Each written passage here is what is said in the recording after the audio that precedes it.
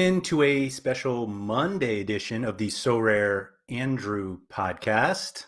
I'm Andrew Laird. You can find me as Lairdinho on Sorare. Joined today, not by Andy Black, but Jimmer's here. Jimmer, thanks for coming. Hey, I legally changed my name to Drew for this episode. I Yeah, appreciate the effort. yes. Okay. So I'll be Drew You'll this be Drew. episode. Okay. So at the end of last week's show, I was like, oh, wait, Andy's not going to be here next week. And I was like, Andy, who should be on? And he was like completely thrown off because we didn't talk about how I was going to bring that up. And I just did. And he was like, Jimmer. And I was like, okay. And then at the end on Friday, when I was done with Sean, and I think this was after we stopped recording, I was like, he was like, who's filling in for Andy? And I'm like, who do you want? And he's like, Jimmer.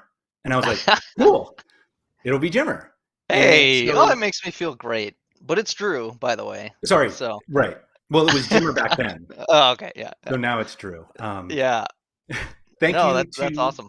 yeah. So thank you for coming in. Thank you for those who have joined in live with us on this Memorial Day. So happy Memorial Day for those who recognize it, I guess. It's not an international holiday, but we still have Mike Baston here, which is nice. SR Monkey was the first one in. So today we're talking about baseball because Sorare is obviously going to start doing baseball. You and I are not baseball. I'm not a baseball expert. You follow baseball more than I do, at least.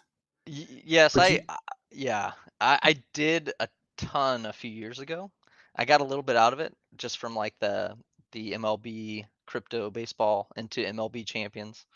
Um, I think I'm probably more of like a start of season kind of guy, fades off mid season and then postseason pick it back up. So sure. I think that's what most people do in any yeah. fantasy sport. But anyway, um, what I do want to talk about MLBC because I think there are some people on I mean, there are definitely some people on Sorare who started their kind of like sport NFT fantasy game experience on MLBC. I think the expectation is that Sorare will be nothing like it, which may be a good thing, given that MLBC doesn't exist. Oh, they exist because they're NFTs, so they exist forever. But do you think that your experience with MLBC has you viewing Sorare baseball as something or something specific? I think more of just my history with So Rare gives me more positivity for MLB So Rare moving forward. Like the two things that kind of stand out were like scarcity and supply, and like with So Rare they have like their defined supply. And then in terms of a game, that was the biggest thing that MLBC always struggled with, was something that made sense. And like a good performance actually got rewards, or a team strategically put together was worthwhile, right? It was 2019, 2020, we're all just like spam all the cards you can to get as many rewards as you can. The unique part about 2018, which is where it started, and it kind of started towards the postseason, was that it was all around whether or not your team won or not, is whether or not you got rewards. And it was actually really fun because as a fan, you're just rooting for the team, but you're also rooting for these specific events to get rewards. But in terms of like the gameplay, I think Sorare's going to have something that aligns a lot more to traditional fantasy that we're going to love. I think that's like the biggest question right now. Like, I don't think there's any thought that it'll be like a tough sell to convince people to buy NFT baseball cards. Like, I think that's something that at least certainly the existing Sorare community is comfortable with, and I think that there's a decent number of non-Sorare baseball NFTs that people buy. I don't want to call them like overly popular, but like Tops has one, and Hmm. I forget what there was another one that whose name I'm totally blanking on. Is it Candy? Yeah, Yeah, that's a yeah, Fanatics bot. We went down that whole rabbit hole of Fanatics owning everything now, but yeah. so I think that part is fine. It's the fact that we have no idea what the gameplay is going to be that makes it really difficult for me to like think of how much these cards should go for. And like I don't collect um, real cards. Is that what we call them now? Fungible Physical cards. physical cards. I don't collect um, cardboard anymore. I have literally a trunk in my basement of baseball cards that are probably worth less than the plastic trunk that they're in. But I think from a collectability standpoint, like there are going to be people who come in and are like, yeah, I'll collect some NFT cards. Like that's fun. But Sorare football, soccer is like so like prices are so heavily dependent on the game. And because we don't know what the game is for baseball, I think it just we really have like no idea how to plan or or what. Do you have like an inkling of like what type of game they you want to play? How about that? What kind of like baseball game would you want to play? um, I think you can look a lot to some of the industry leaders, right? Like DraftKings and FanDuel, or I think DraftKings is probably the leader these days. I don't For know. DFS for sure. Yeah, but I was looking at it, and like one of the questions is what the format's going to be, and DraftKings seemed like they had two different kind of types. It was like Classic and Showdown. Classic had like 10-man, two pitchers, all the infield positions, catcher, first base, all the infield positions, and then three outfield, which are kind of interchangeable. Um, and so they also had the Showdown, which was like I had never seen that before, and it looked like it kind of aligned more towards what Sorare's going for, and it was like six utility players. You had a captain worth 1.5x, and I think that's the game that I'm maybe more interested in than like actually fielding a full team. You talked a little bit about cost. I think my personal opinion, I think they're going to come out of the gate pretty hot just based on the limited supply of starting players and 30 teams. Um, but I have this I have this vision. I think I've talked about it before, but I think they go towards that normalized scoring of 0 to 100. I don't really know why they would do that in soccer, football, if they weren't going to do it for other sports too.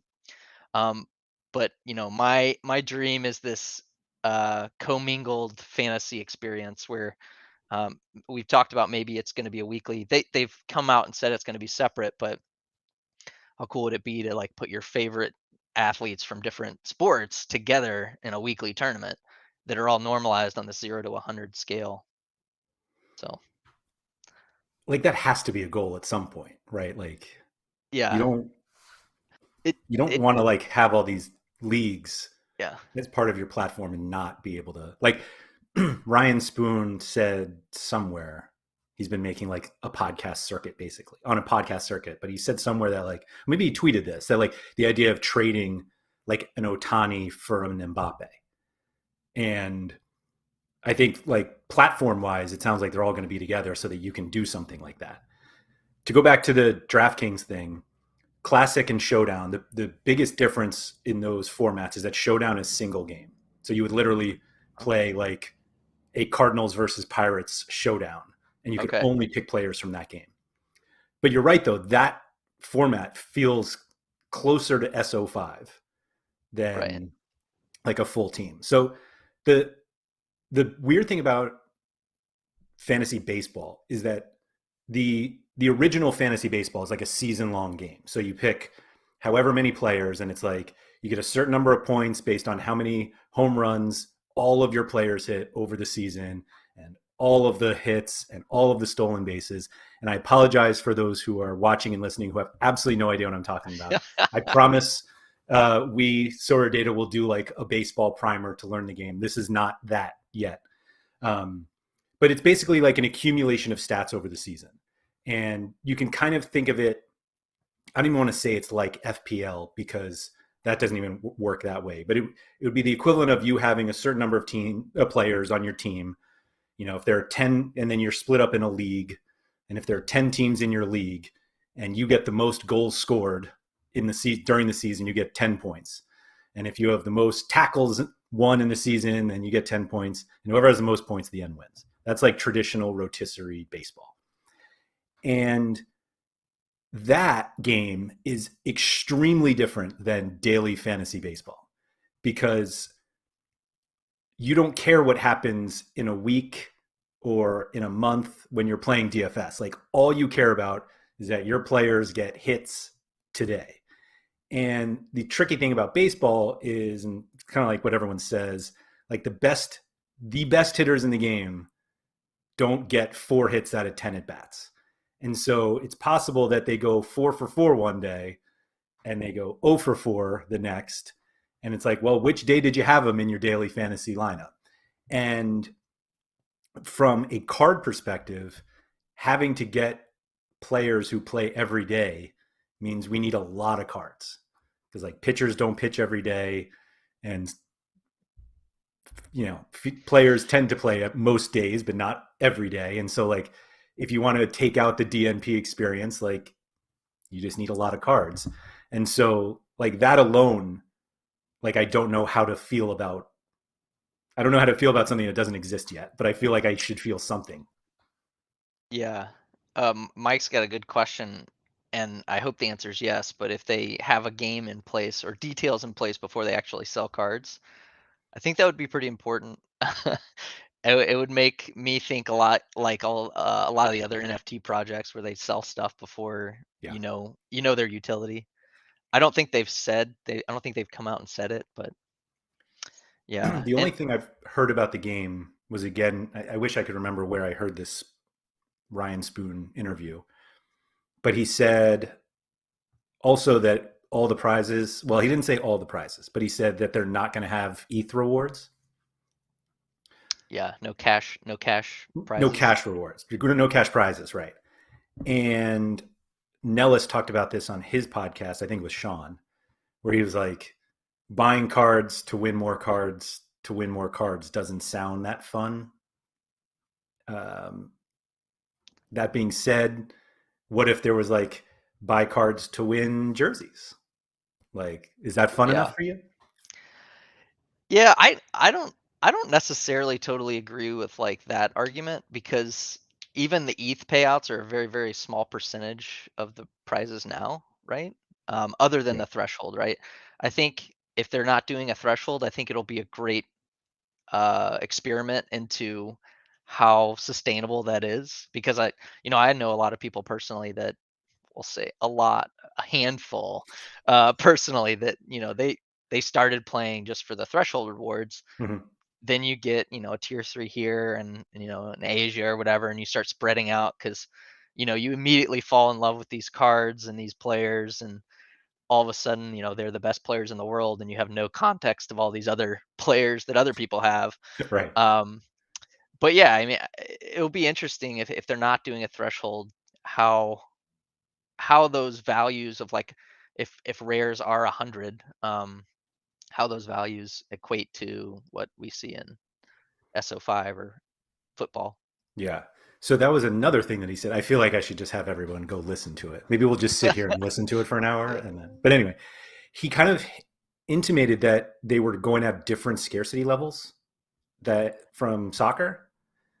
And I don't know if that meant more, meaning like they'll do a one of 10,000 or whatever, or if they were truly going to be totally different, like one of 20, one of 300, like whatever it is. But they, it seems like they're going to have more. Like that's how I read it, which theoretically means they should be cheaper at some point. But again, Yeah, I don't know. I don't know if like in 6 months I'm going to be like, I'm really glad I have these 100 baseball cards, or if I'm like, boy, I'm glad I have these 1,700 baseball. Like I just, yeah. That's what makes it challenging if they do like the classic style of what makes the most sense probably for like the positions and making sure everybody gets their value is like that 10 man. It feels more natural. yeah, One thing I was thinking about too, it's like we encountered this big debate in MLBC was minting positions on cards. And there was questions going into 2019 because they were expanding the game because they were like, oh, pitchers don't have enough value because there's only one pitcher per game card, and there's so many pitchers in the game that don't get value. So they Yeah. expanded it to like from 9 players to 22. You entered in with 22 players um, to give those values, and like people had to own all of these Right. different cards. It was just a ton to manage. It was crazy. Um, but yeah, that's where I think that the classic natural feel is 10 cards. But I don't know, and I don't know how they score. One of the challenges is, you have players like Otani, right? How do you score him? He's gonna be batting and he's gonna be pitching. Is he just gonna be a game-breaking player? I don't think we can say there are players like him. Like, Yeah. isn't he the only one? I don't know that. I don't know that he is the only one, I, but it is a saving grace for Sorare and complexity of the game that the NL started doing a DH yes. because that Right. would have been kind of a nightmare That would have been for a bit of them. a nightmare. Yeah. Yeah. The, I think the gameplay, and I feel more comfortable completely speculating on nothing because you're here.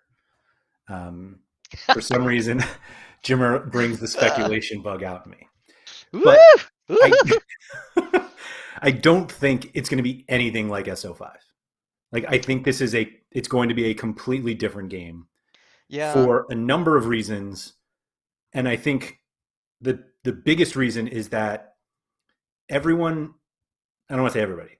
I'm guessing that everyone who developed SO5 as a fantasy football game doesn't really know about baseball. And they hired a bunch of people in a country where they invented baseball.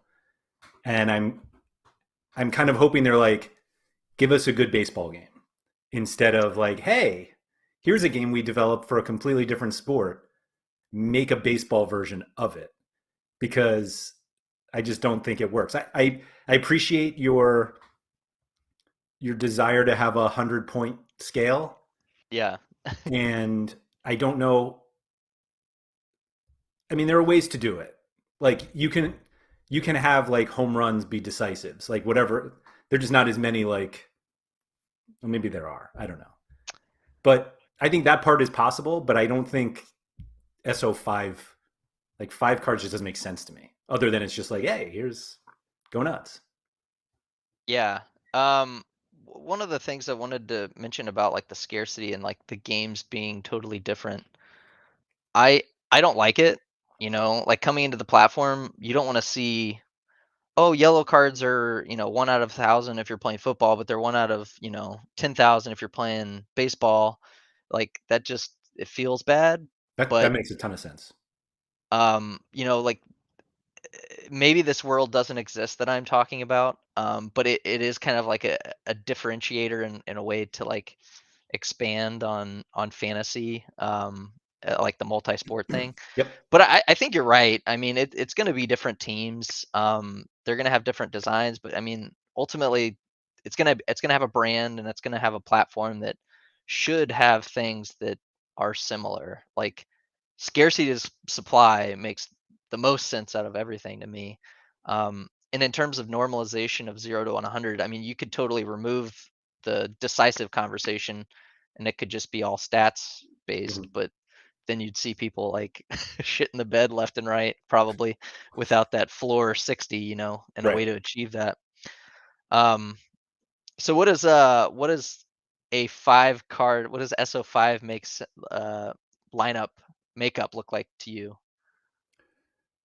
So I think the gameplay in itself has to decide it. So like if I I think a weekly or bi-weekly game, meaning twice a week, makes sense and to like copy the existing football game.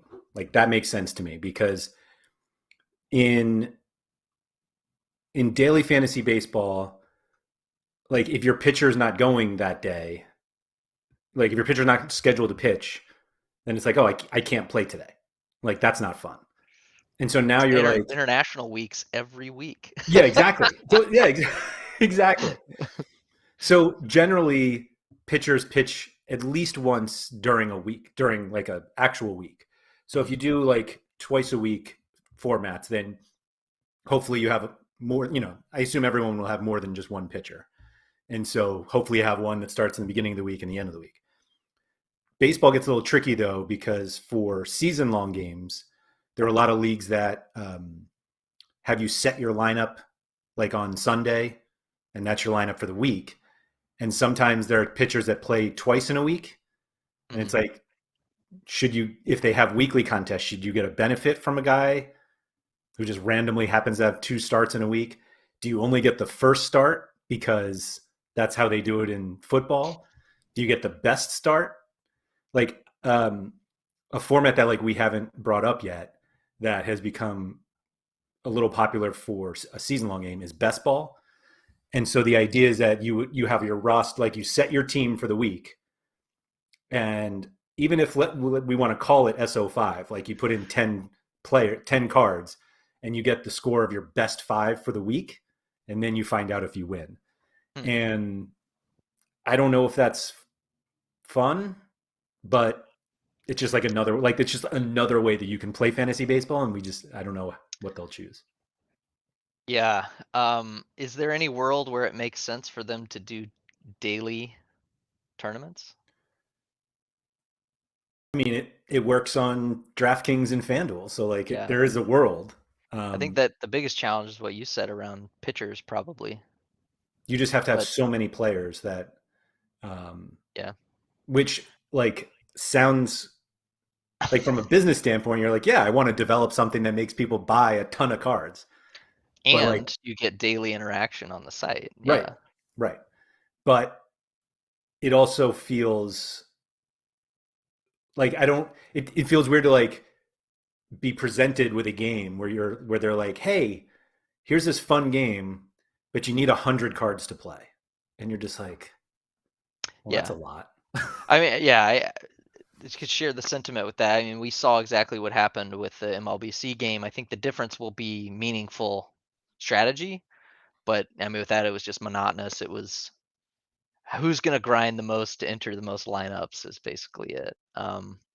But I mean, if they're expensive enough, people won't have 100, and that's where I don't know. It's a tough balance. I think one of the biggest scoring challenges is with pitchers to relief pitchers and how to make those somewhat the same because Yeah, I mean, I guess you could even have a relief pitcher pitch twice in one day if it's a doubleheader. sure. Um, so Yeah, like there are a lot the of weird playing time nuances with baseball. yeah, if they did do SO5, like think about the challenges with Sorare and how everyone hates to buy a goalie, right? And goalie is the single position that will start the full 90 minutes on any team. And I think they want to try to avoid that to remove that barrier to entry in baseball. But you might have that with pitchers. But I was thinking like SO5, you had a pitcher, you had two infielders and two outfielders, and they still get minted at their position that they play in baseball. So they'll be first baseman, whatever. Mhm. Um, but you can only put infield players into the infield and outfield players in the outfield. A challenge too for like defensive statistics is catcher. Catcher is like more, so much different, and like catcher could be another one of those goalkeeper situations. It's like you have 30. Good Yeah. luck. So, And they're not really usually that sexy, right? Like right. catchers aren't usually the best hitters, and which always blew my mind because I'm like, if you're sitting there looking at pitches all day long, how are you not the best pitch or how are you not the best hitter? I've Um, never thought of that, but that's a really good it's a point. different angle, but I'm like, you think these catchers could pick up the pitches a little bit better than they do. That's a brilliant point. I never thought of that. Yeah. Stop it. Oh, Yeah. stop it. But yeah, I think that's not that like goalkeepers are the sexiest position either, but you're right. Like catcher is one that you're just going to have, like, you can't ignore it. I think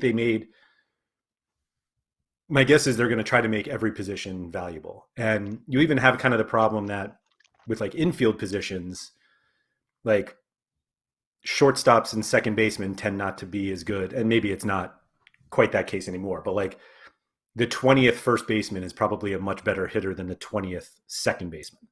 And so now it's like, do you now have positions that are getting kind of ignored, which is, I guess, fair. Like people ignore fullbacks, I guess, in football. So like maybe it's okay.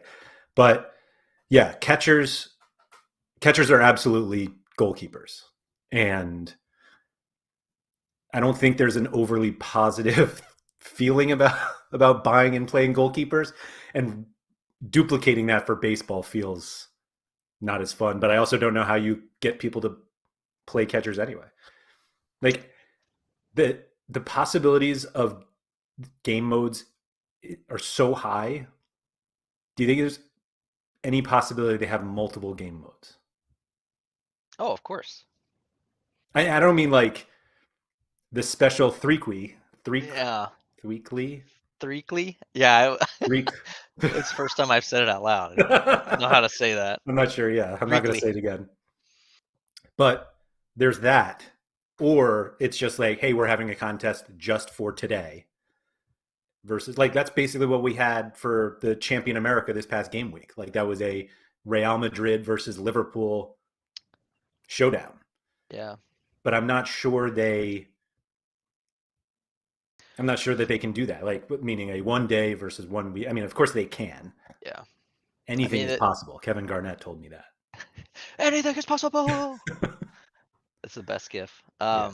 Or GIF for those GIF. critics Yeah. out I there. always Yeah. said GIF, and then people corrected Yeah. me. And then the GIF maker So said it was GIF. so yeah, Invented. I mean, you're talking about um well, one of the things that we've talked about is the timeline challenges of like what the game weeks are going to be. And not only is that going to be a challenge, but the rewards pool, right? Think about what that's going to be like because you'll have what you just mentioned, Champ Europe, frequently if the game weeks are static and they're like, X day to X day, the pools will be kind of all over the place depending on, breaks, things like Yeah. that, and how many games there are. There's going to be a ton of strategy in that. Um, But it's really just schedule. Like, I mean, I guess it's not like schedule strategy now. I don't know. It feels like whatever they choose is going to be a lot of work. yeah, like once you start digging into it and all like the intricacies, I think there's going to be some pretty big opportunities out of the gate, in terms of like exploiting some of the gaps in balance. We'll tune in for the strategy show for that. What I think is kind of fun about this, that if it's like truly a brand new game, like you don't have people coming from other games to like immediately come in and dominate. Like we're all Hmm. just kind of like, you may know baseball really well, but like, so one of the things with daily fantasy baseball is you really don't have to know anything about baseball to play. Like baseball is a very stats driven math nerd game. Hmm. Like baseball isn't, fantasy baseball is. Hmm. And so when you have like a brand new game, there's nobody has experience in that game. Not to mention the fact that I don't know of any other games that like you basically come in and purchase NFTs to play it in some sort of format like this. Like I know that there are dynasty leagues where maybe you put in like your actual dollars to play, to buy each, if it's like an auction league or something like that. But the there's just, I don't know, I feel like we're all starting from ground zero with whatever they choose. And so somebody mentioned or was asking before whether they will like come out with the cards before the game. Surely the cards are out before the game starts because we need time to buy the cards. Hmm. But they can't possibly start selling cards before we know what the game is. Like Yeah, they I can't. agree. They can't. Even though I think a lot of people who buy the cards will be buying them for collectability. And like if you're buying cards for collectability, like you don't care about the game. You don't need a game to decide how much you want to pay for an Otani NFT. But and I apologize, somebody said it earlier in chat, but like, do you think bringing the collectability aspect of baseball will be part of the no, the part of Sorare. Do you think that transfers over to football, where people are like, oh, there's a lot of collectability with these baseball cards. Maybe I should buy some of these soccer ones because they'll be collectible. I think there will be, um, and it's going to mostly come from those people who care about crossing over, um, just because of the history with baseball card collecting. You know, I think collectability is really two major things that drive it, and the second one we haven't maybe fully seen yet, but being rarity or like scarcity, and then popularity. So it's got to be like a balance between those two. And that was one of the things that like a lot of the MLBC stuff, although the game's gone, a lot of people are still holding on to hope, because it was the first one, and just like the old tobacco baseball cards worth millions today and whatever else. But the challenge there is like the popularity, right? I don't know that there's enough people that own those things. There's like 1,500 owners or something like that. And then like likewise here, maybe it just hasn't gotten big enough for people to care. Like what percentage of the user base is collectible, or collectors? Um, Probably not a huge amount, but as a raw number, that gets pretty big when it's a percentage of Yeah. multiple million people playing. Um, so I think that does come over into football once you see people caring about it in baseball, because I think people will care about it more in baseball, especially with like rookie cards. Like that little rookie uh, emblem on the card will be pretty big for baseball. Um, the other things that I think influenced like collectability, you have the condition.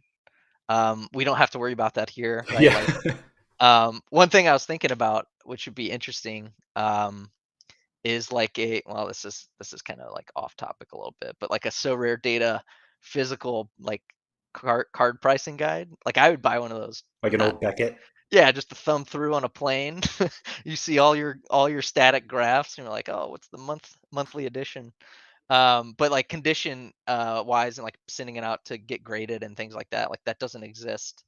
Um, which kind of kills a whole industry in terms of like collectability and cards and things like that.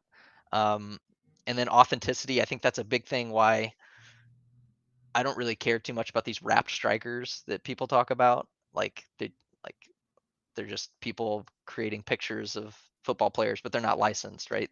They're not authentic. I think that's a big thing that drives collectability.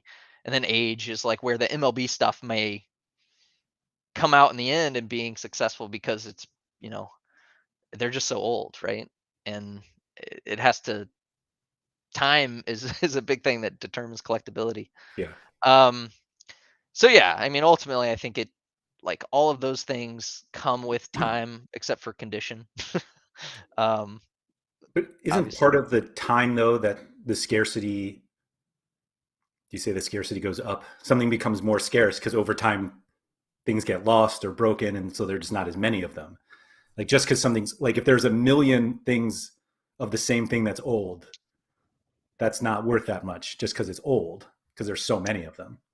yeah, I think that's just a small factor of it, right? Like age will play into it, but I don't think it's a leading factor in terms of collectability because those things just old things get thrown away that don't have significance or they're not popular or whatever else. Until And they're significant because there's only three left. yeah, You're like, oh, and that thing I threw out. I think I might have to take over here because you just got fired. Yankee jersey got me fired. Oh, HG popping in. Yeah. He can't Uh, resist a baseball conversation. yeah. AC, if you Oh, want to hop on, just let me know. yeah. But so the where was I going with that scarcity thing? Oh, have you heard the rumors that the Honus Wagner card that is like the most famous baseball card is a fake? Really? No, I hadn't heard that. I did I think I saw something on it, but I didn't fully look into it. I don't think it's been proven, but but I believe there's like rumors that it's fake. I saw something where like the guy, like the original guy who traded it, like ended up selling it again or something. I don't know what it was. Uh, it was probably something like that. But Um, anyway, so do you think there's any?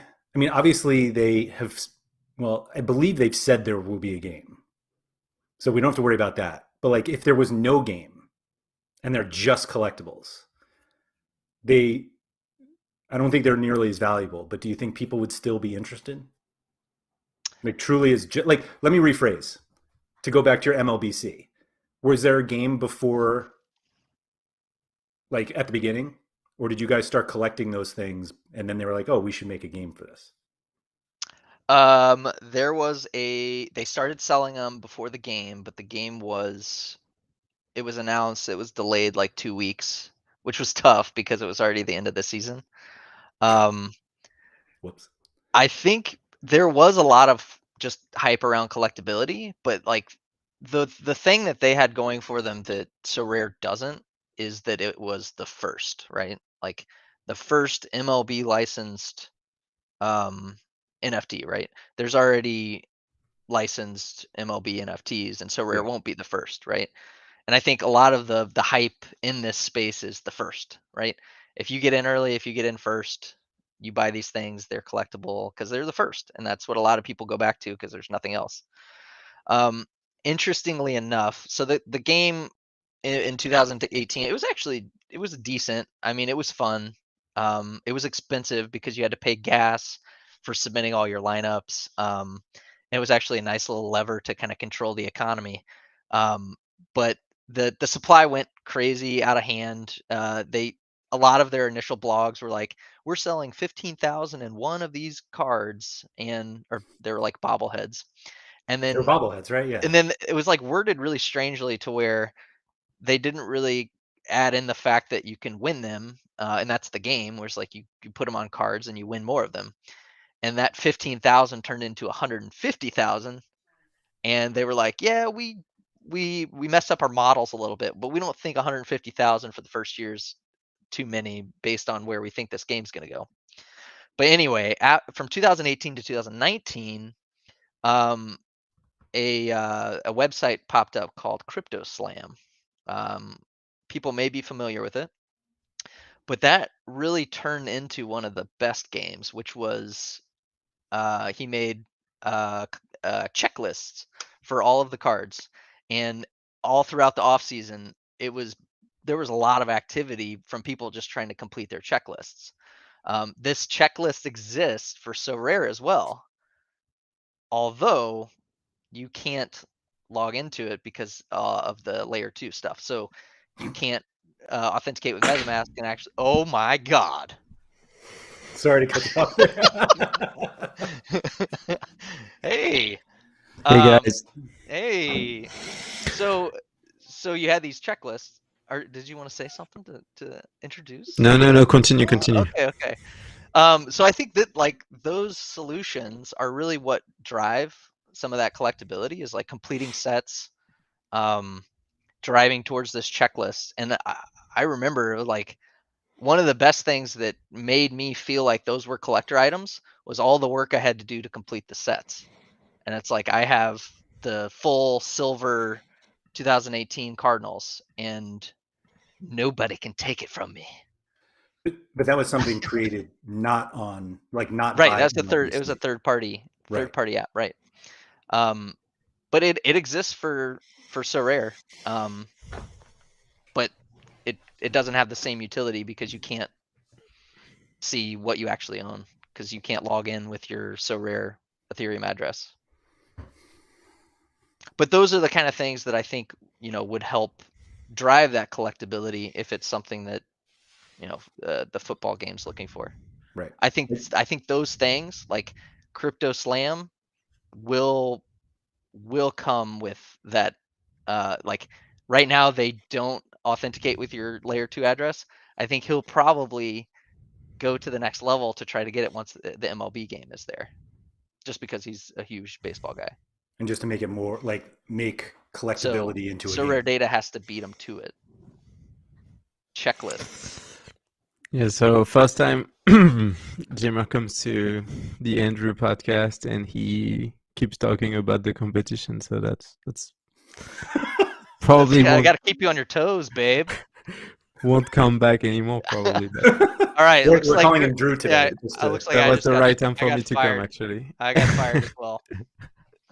Andrew's over there on No, the side. He's like, you got to get in here. Kick this yeah, guy out. no, but I don't think that's the role of a third party to actually do that, and that's why I don't think we would do it because why why Sorare Data or any other third parties would do that since it's Sorare's role to actually make sure that people collect their cards and not other third parties. Of course, third parties have their way of incentivizing people to actually buy cards, but I guess it's more on the Sorare platform that it has to ramp up the collectibility aspect. Yeah. Well, if they're not going to do it, I think somebody else probably will. Is the challenge. Yeah, but and that's more general opinion is that Yeah, definitely. I don't think that spending a lot of time on features that bring, let's say, not that much value because I don't think it's valuable for many people. I think for people that want to collect as much as possible, it's pretty useful. But for people that are, let's say, 90% of the user base today, that are people that have not enough money to actually try and collect stuff. It's kind of like I don't think, and that's also what we try to do. We don't want to invest too much time on features that at some point in time should be done by Sorare, and also just like answer to a specific part of the user base needs, and not like like 10 or 5% of the user base. You know what I mean?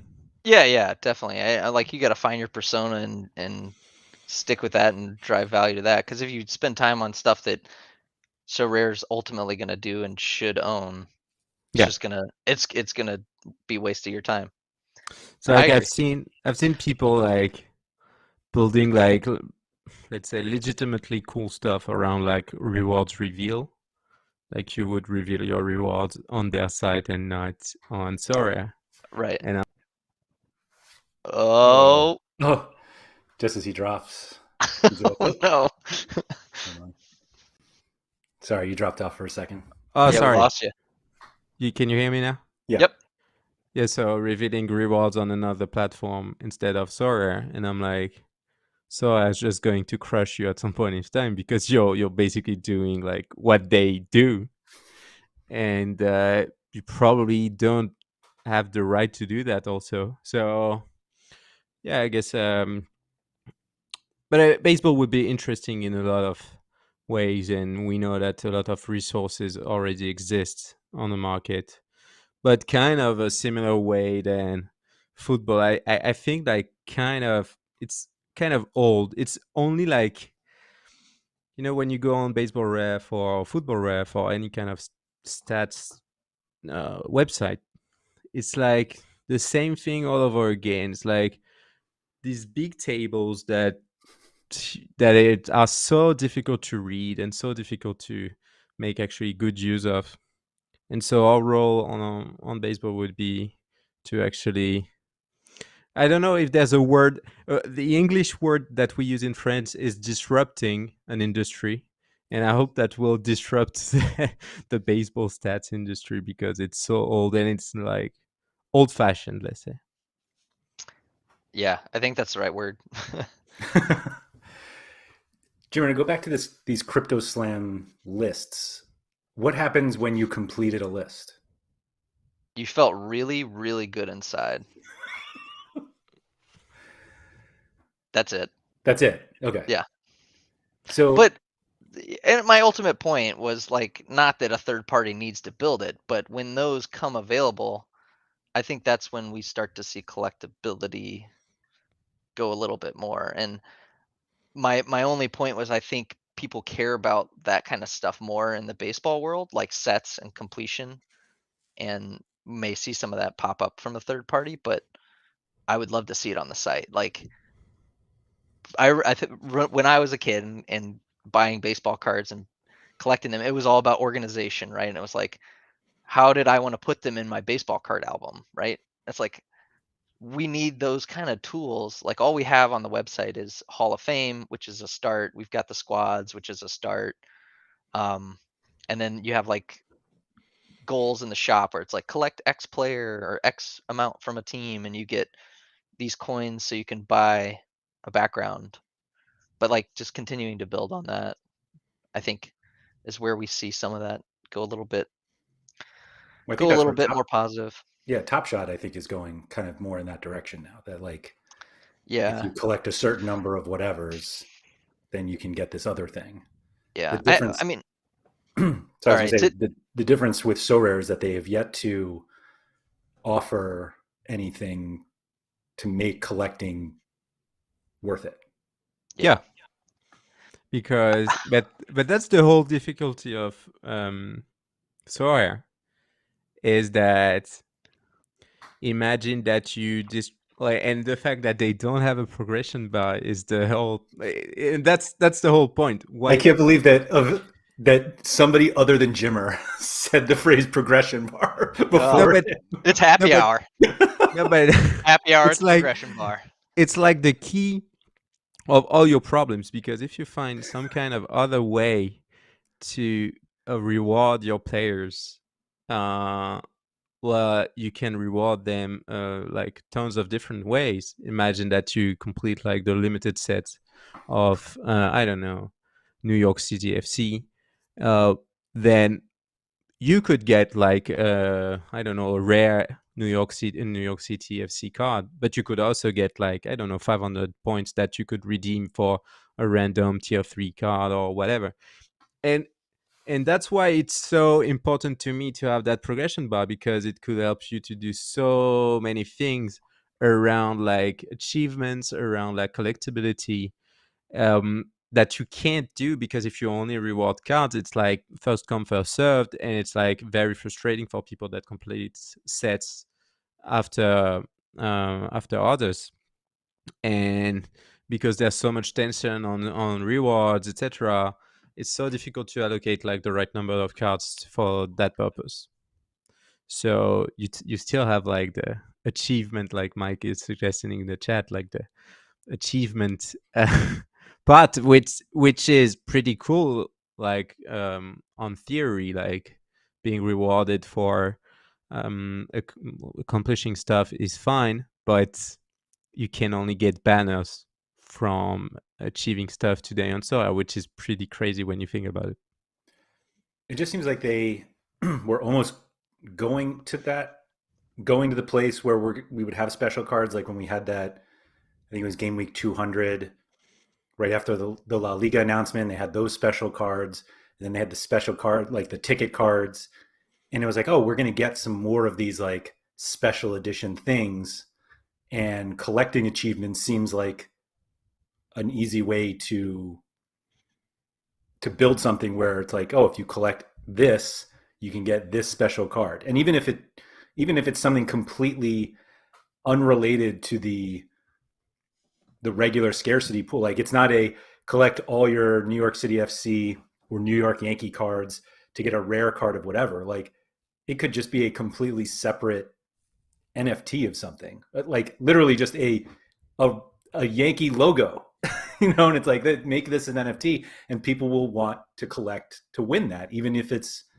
effectively just a collectible.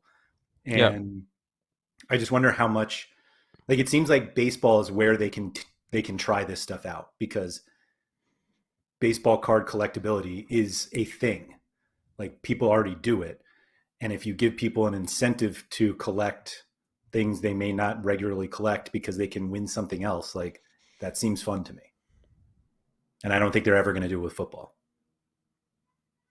But why? Well, I think it's actually more simple to do it with football than baseball, because if you have a 40-man roster on baseball, it's like so difficult to actually get like 40 cards. Well, in football, That's you fair. get like 18 cards or something. But I don't know if you guys talked about it. I was on a meeting before that, and it's like how will they deal with like roster depth and rotation, etc. Is they will have to have like some crazy reactivity that I don't think they have at the moment on football. Yeah, I think I saw Mike had posted something about that in the chat around injuries and roster call-ups and things like that, making sure that they're on top of the minting because players come and go all the time. Yeah, but so one question would be: would you mint a player that is? Would you reward someone with a player on the 7-day injured list? Would you reward a player that has been sent to a AAA or a AA, even though that it could be Mike Trout sending to AAA or AA because he's going to do some rehab work for like 2 games, and like what's the rule? Well, I don't think there's a rule. I Take the think there's market value. no. I think there's like a manual work that should be done and said this guy should be in the reward pool or this guy should not be in the reward pool. I think we also don't know if they're going to do minor league players, right? No, I don't think they will. I think that it's a different like it's a different league.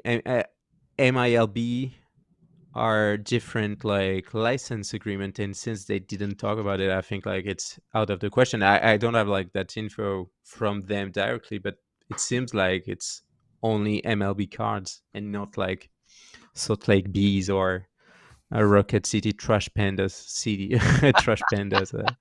That's the Yeah. real name of the AA Angels team. That's crazy. But yeah, lots of challenges around that, and I hope they will. I don't think they will be accurate in the first season at all, and I think that's pretty normal. But the second season will be very interesting because they'll have like a whole 6 months. What's difficult with football, it's always ongoing, whether it's in Europe or in Asia or in America. It's always something's happening all the time. But we will see real off seasons with baseball.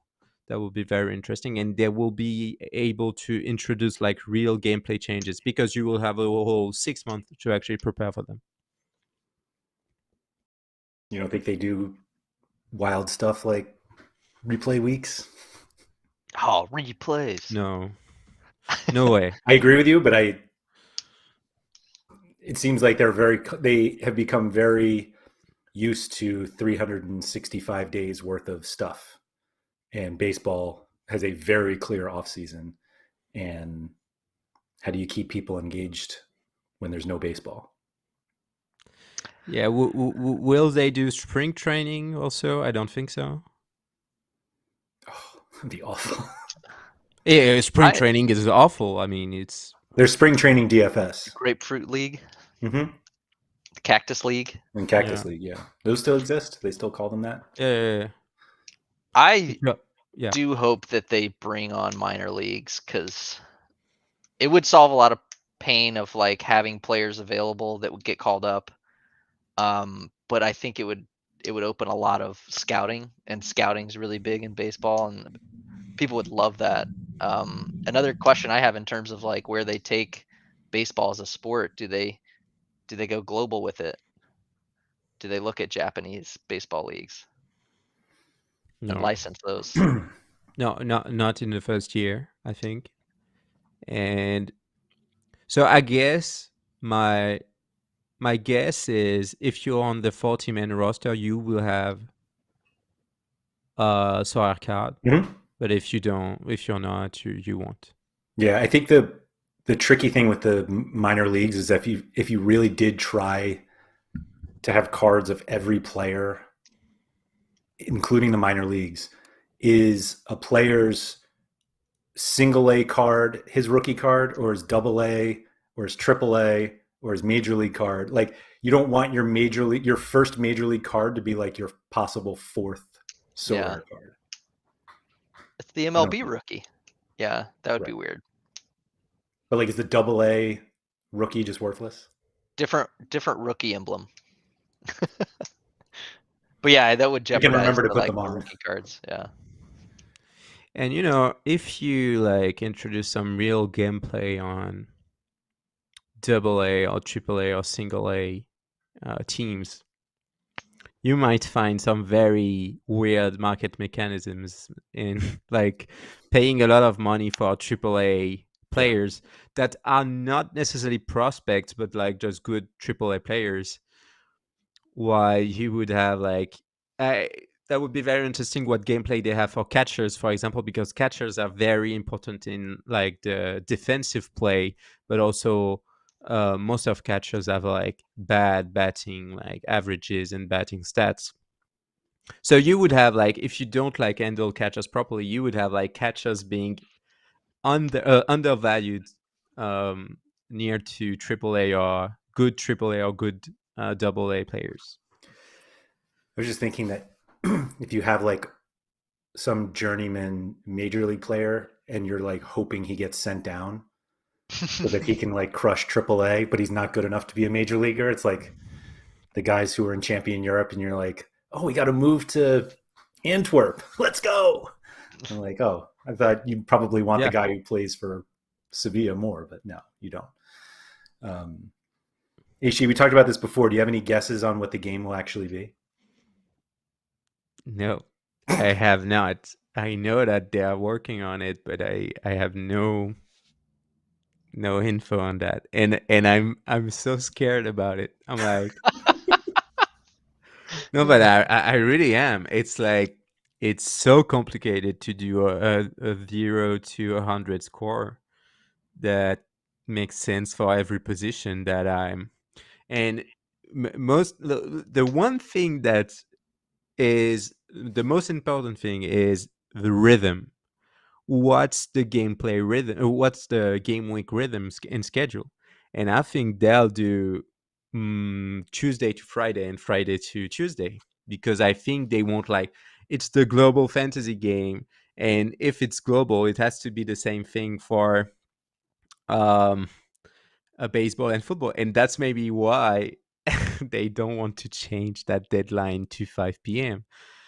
uh, because maybe that would make sense for baseball. I don't even think that would make sense for baseball. But anyway, if they stay on that 4 day and 3 day um, game week schedule, I mean that's so complicated to do. I mean, and so frustrating because you could have like the 5 best pitchers in the game and you could not play one during that game week because it's not scheduled to start.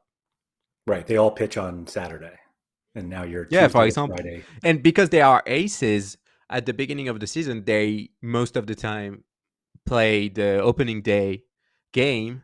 So you need to have like a good a spread of pitchers, let's say, because and I don't know if it would be required to have a starting pitcher to go on SO5, but I'm so scared because it's so complicated to do, and I think like there's 100 ways to go bad, and there's probably one good way to to to have a good gameplay, and so I think year one will be a mess, and that has to be expected somehow, because you can't balance a game without playing it, without experiencing it, at least for a couple months or so.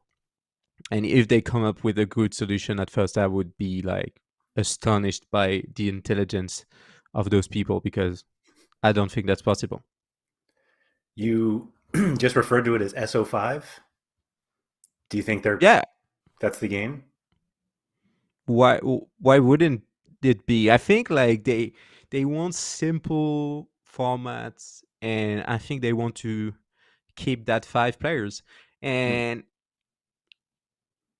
remember, there's like let's say like 40 players by teams, so you have like 30 teams, so that's 1,200 players. And so that's not a lot of players and not a lot of cards. So if you do more than SO5, it's like, ew, very complicated to get a starting lineup.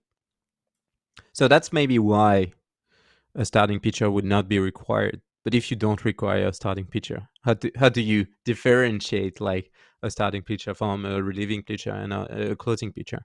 And how do you make sure that a 0 to 100 score is the same for a relieving pitcher and a starting pitcher? It's like it's so difficult to balance. I don't think it's. I'm wondering if it's even possible to actually like do that.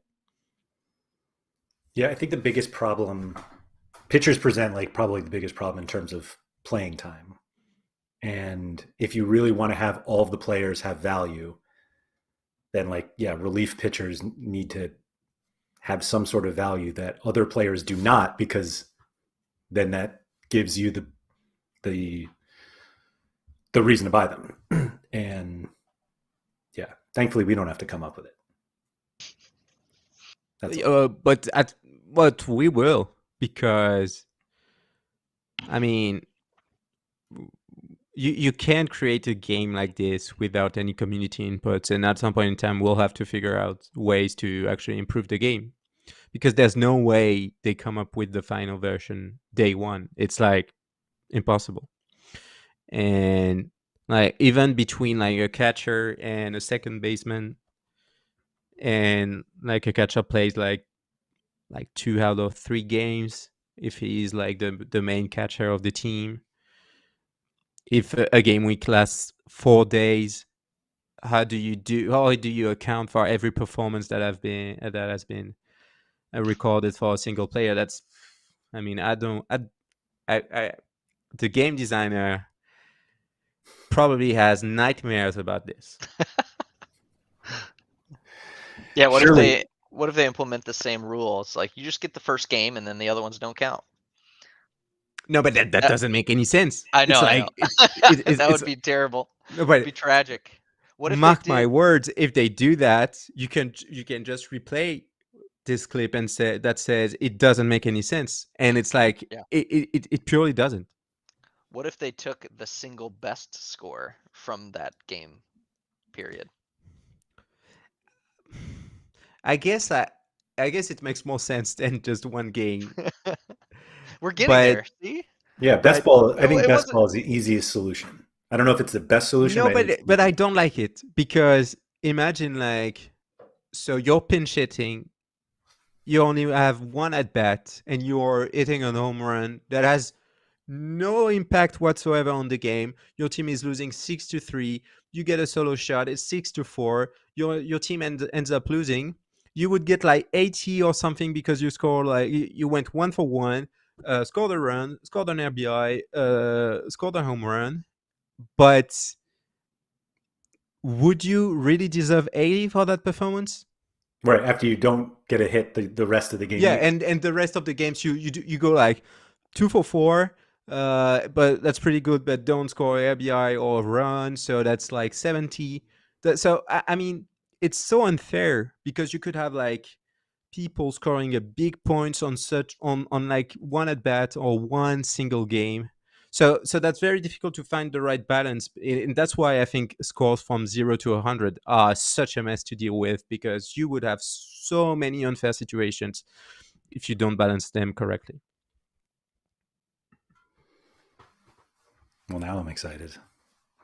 But you could maybe like, so because what will be interesting is like, so you have regions in football, so you have many ways to actually play a team. So with a champion Europe team, you could like have like uh, play them in All-Star Rare, All-Star Rare Pro, Champion Europe Rare, Champion Europe Rare. So 4 different ways to play a team.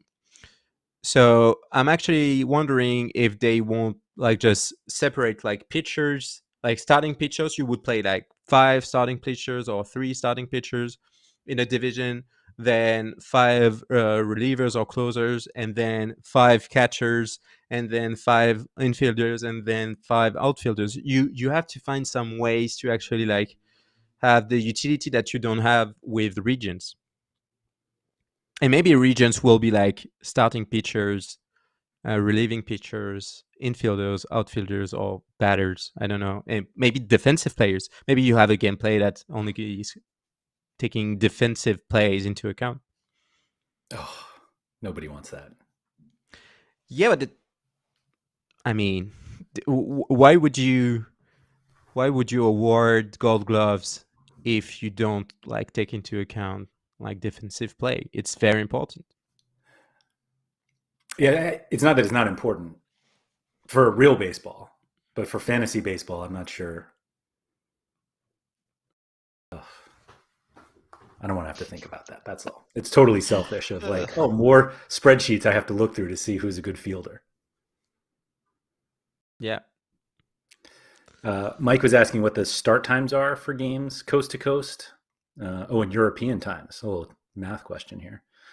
So I can answer that. Yeah, because you watch them. So when you're watching baseball. So earliest games in the weekends are 7 p.m. in France, so 6 p.m. in the United Kingdom. And later start is 4 a.m. But I don't think there's a lot of 10 p.m. starts anymore. Even like the Angels are starting at 9:30 p.m. Eastern time.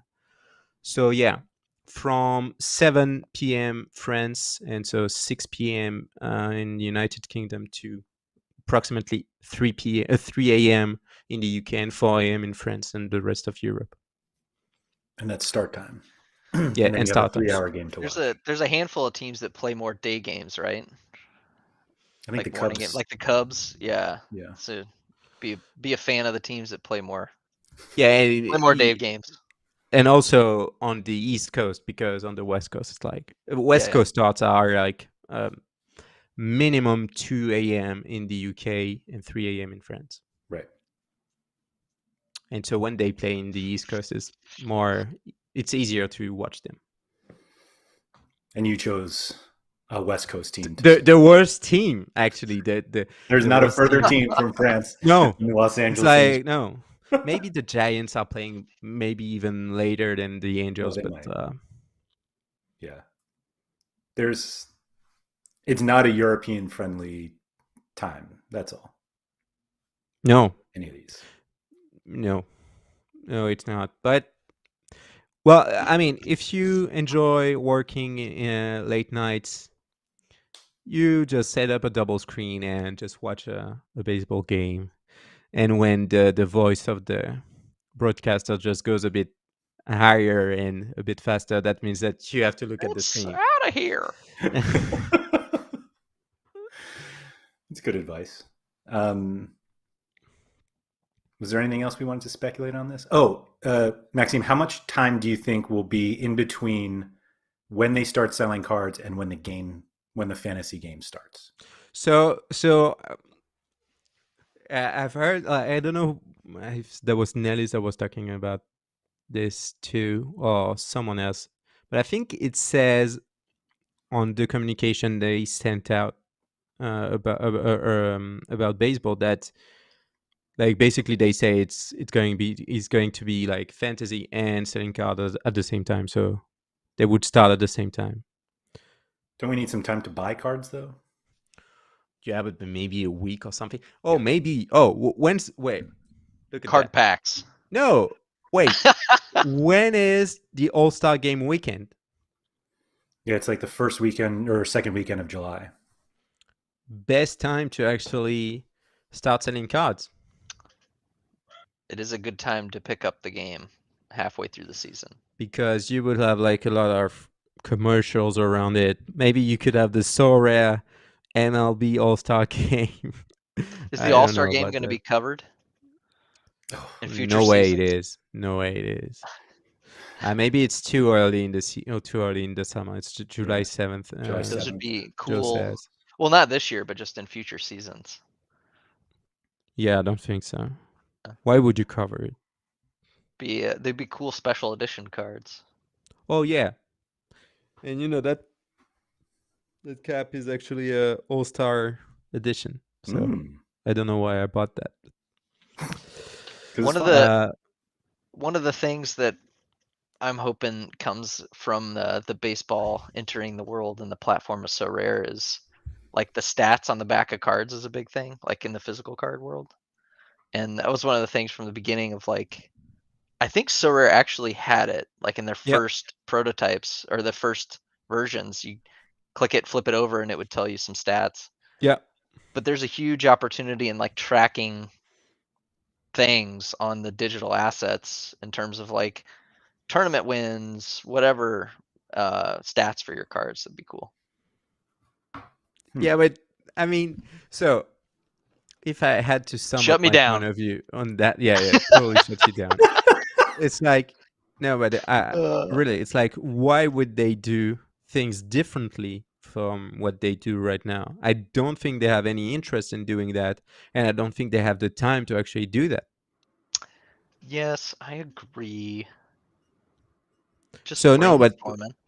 no, so and also manage your expectations so you don't get disappointed. But I Yeah. think like we will see very similar things to what we actually know from football.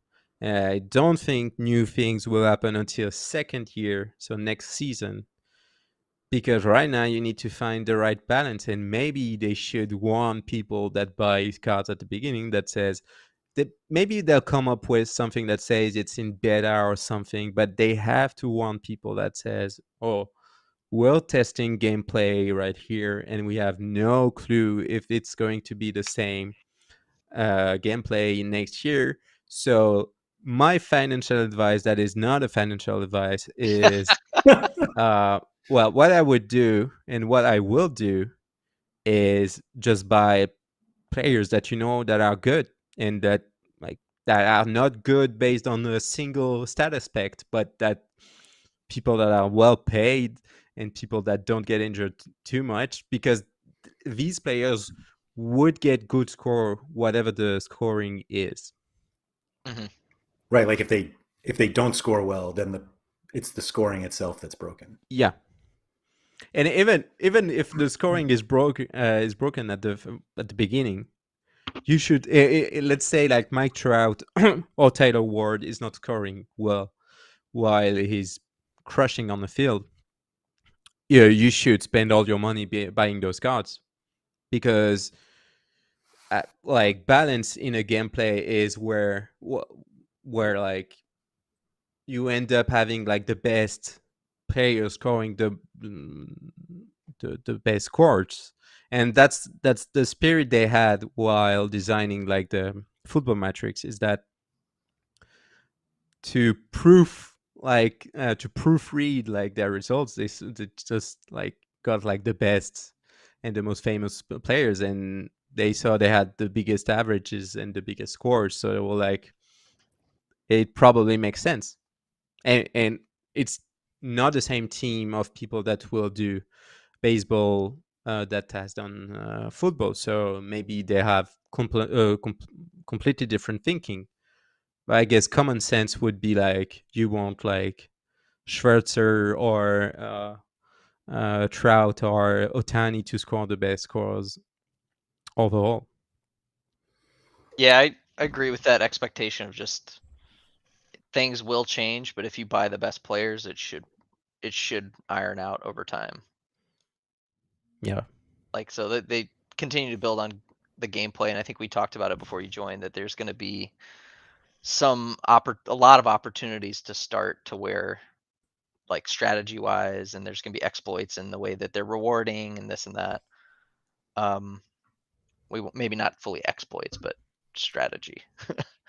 One of the things I was been wondering, so they have on the site where you like Sorare MLB is coming, sign up now. Did you guys sign up? Yeah. Yeah. Okay. Do you think it'll be like a closed beta? You hope it is?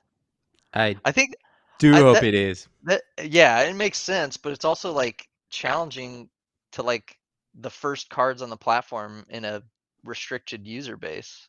Give it to me. Give it to me.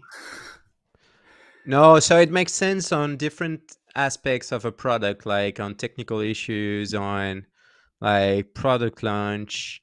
If you open it to everyone at the first day, it probably may be frustrating if you open it to too many people, because if you don't like sell enough cards, there could be a problem. So limiting the number of people getting access might be the right way. But I totally understand that that would like not let some people that are interested in buying cards, or not let them actually buy those cards and the first editions of those cards. So my guess is it will be totally open, and my other guess is that won't like have that much of an impact on the user base, on the total Sorare user base at first. And I don't think people will be spending new people will be spending a lot of money on MLB day one, maybe 2 months, 3 months afterwards, but not day one. Once they can, It's probably wishful thinking though, but yeah, I agree. I think for the most part, yeah. So what's the point of the email? It says to sign up for a newsletter, right? But I was thinking it might be something more than that. So I was like, oh, I better sign up. Like, I'm not going to sign up because I'm knee deep in Sorare every day. Why would I sign up for a newsletter? But maybe we're on a list for a closed beta or something. So yeah. everyone listening, go sign up if you're interested, because it may mean something more. I would be very curious to find out what's the number of people that actually signed up to that newsletter. What percentage do you think of people who signed up are already active Sorare players? 99%? No, 85 to 90 maybe. Really? Yeah. I think there's a really challenging gap from like just being able to watch it. Like what percentage of Sorare users are in Europe? What percentage? What percentage is 85. No, yeah? Europe might be like 75%.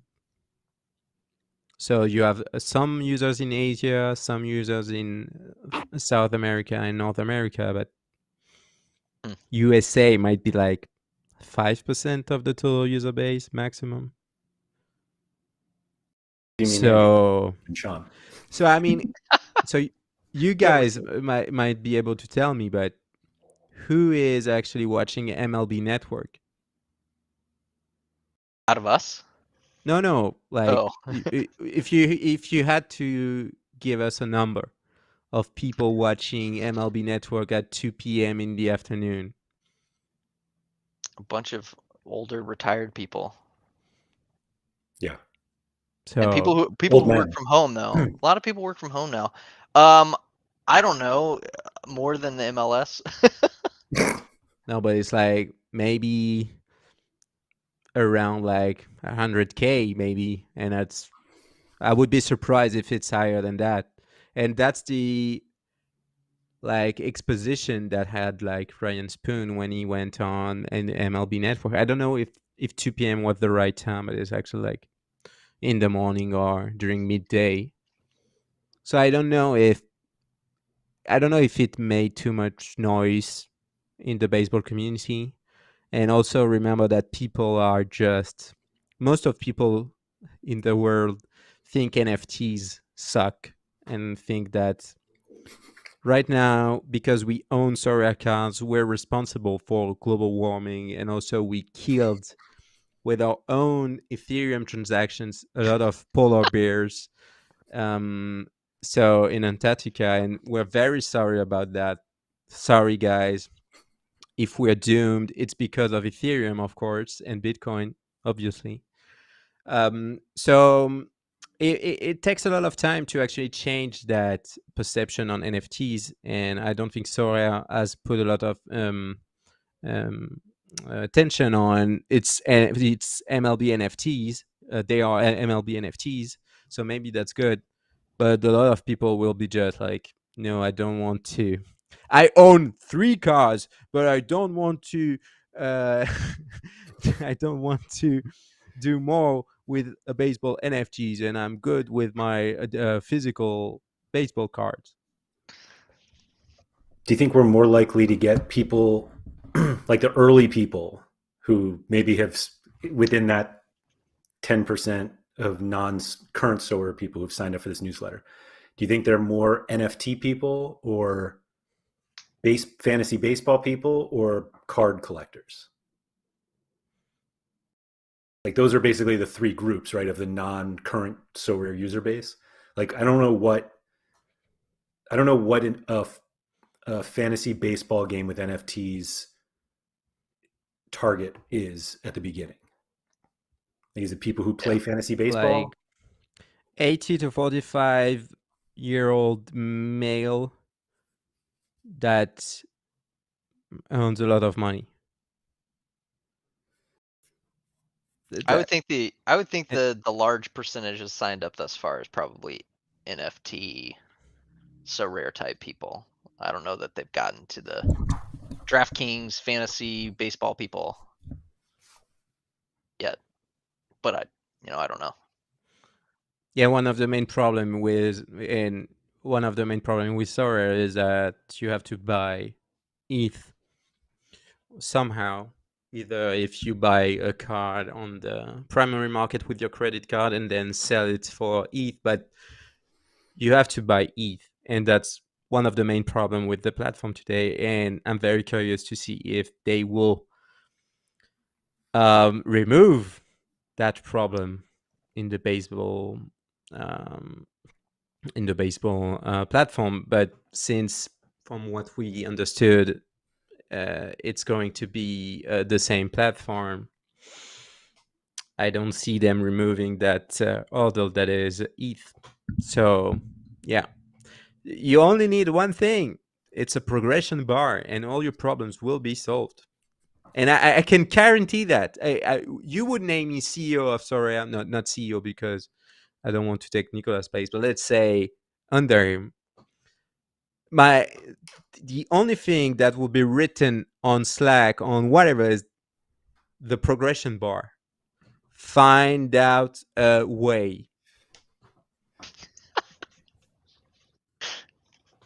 That's the only thing they need, because then you have a soft currency in the game, and then you can do a lot more things.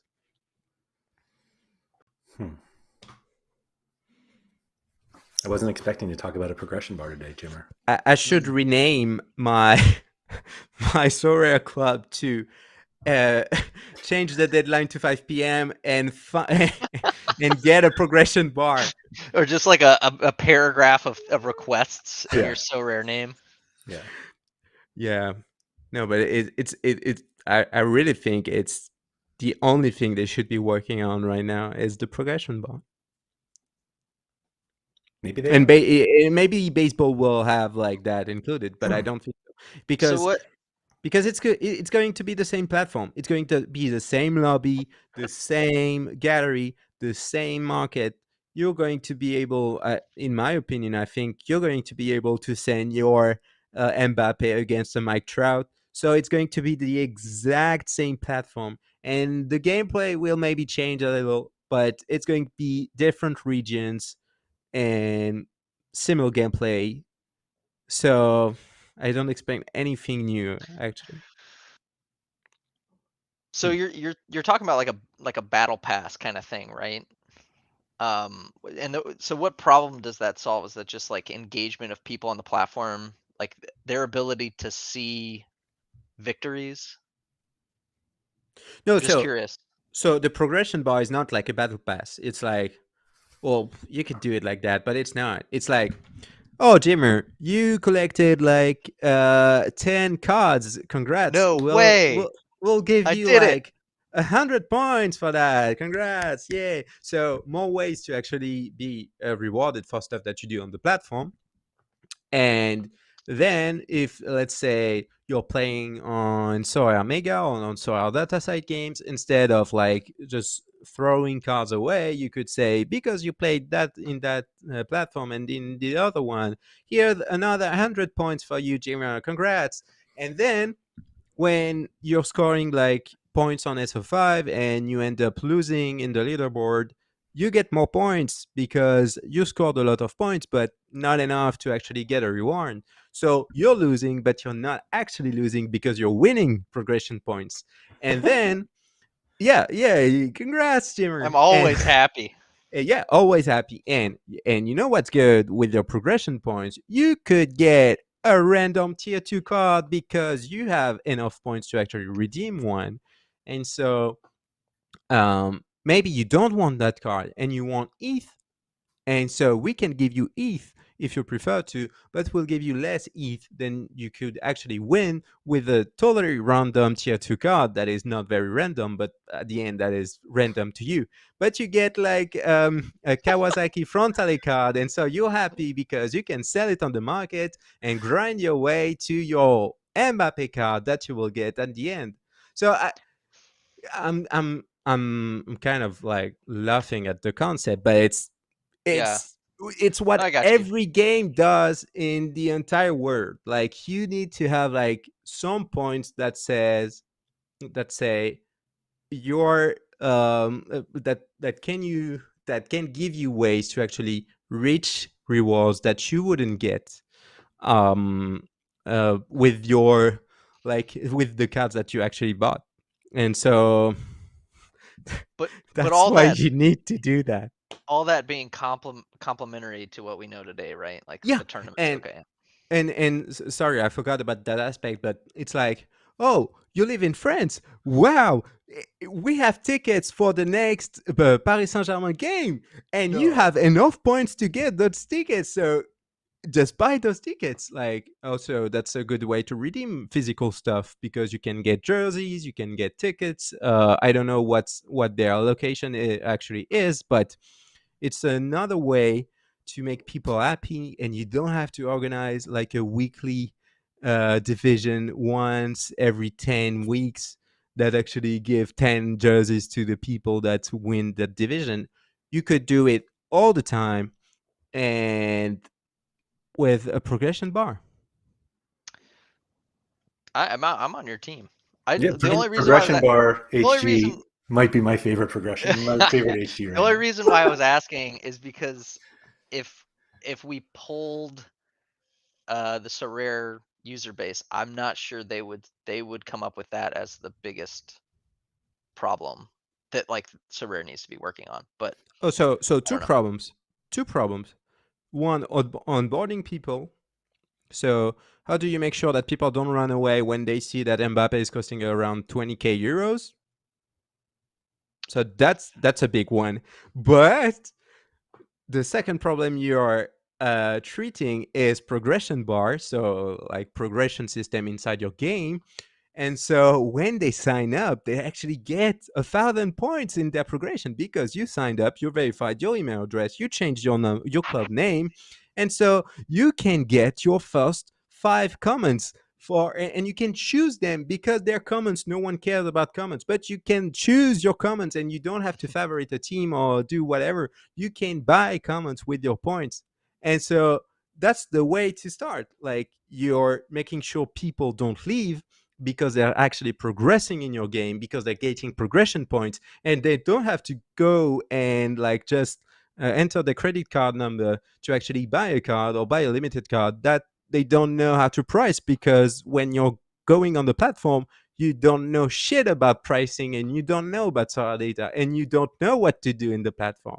So give them points to spend on common cards or maybe tier 3 limited cards, and you solved all your problems. So you're telling me that a bunch of people are going to be mad when they spent their coins on banners, and then No, that's not. retroactively banners. Andy's going to come back and when he bought his Ukraine banner, and then they gave it out for free. He's going to change his Sorare name to be like Justice for Achievement Coins. Give me my coins back, please. No, but it's like very important to find ways to actually make sure that people don't feel like your game is actually lottery. And a lot of people think that SO5 is lottery right now. And the way to do that is to actually reward more people with different type of rewards. And you could like say, hey, I'm going to spend my 500 points that I've earned um, with so many teams that I've played with that score terribly, but I'm going to buy some experience points for that card that I think is crucial to my next game. And so I'm going to level up that card to level 10, for example. And that's going to give me an edge. And you give also people choices, like, would you spend that amount of points to actually buy cards or to actually like power up some of your actual cards? But like Arvin said in the chat, it's not a lottery for sure, but it's like the barrier to entry is too high for many. But it's like when people play a game, they expect winning at some point. And when you play like shit cards every week because you can't afford more than that, you should be rewarded for your, let's say, loyalty to the game or the fact that you're even playing the game. And that's not happening today. And so that's why people are mad at people like having money and buying a lot of cards. It's because they don't win shit. And that's not normal in a regular video game. So, speaking of shit cards and loyalty, Jimmer had a giveaway that he wanted to do today. Oh, Um, are they shit cards? Maybe they are. I don't know. They're not shit cards. They might be half shit, but yeah, yeah, so Jimmer sure. was Let's very do it. excited about this. I'm going to try to, I'm not going to try. I'm going to pull it up here. Let's see. There we go. So Jimmer, yeah, set up this lineup here for this midweek that's coming up. It starts tomorrow. We've got the international break, which is like when everyone loves to play Sorare. Jimmer, do you want to explain a little bit more about how this is going to work? Sure. And for the record, I do love international break. You so do. rare. No one does. I do, for the record. Anyway, so I've got a crossover question and like a little bit of baseball trivia.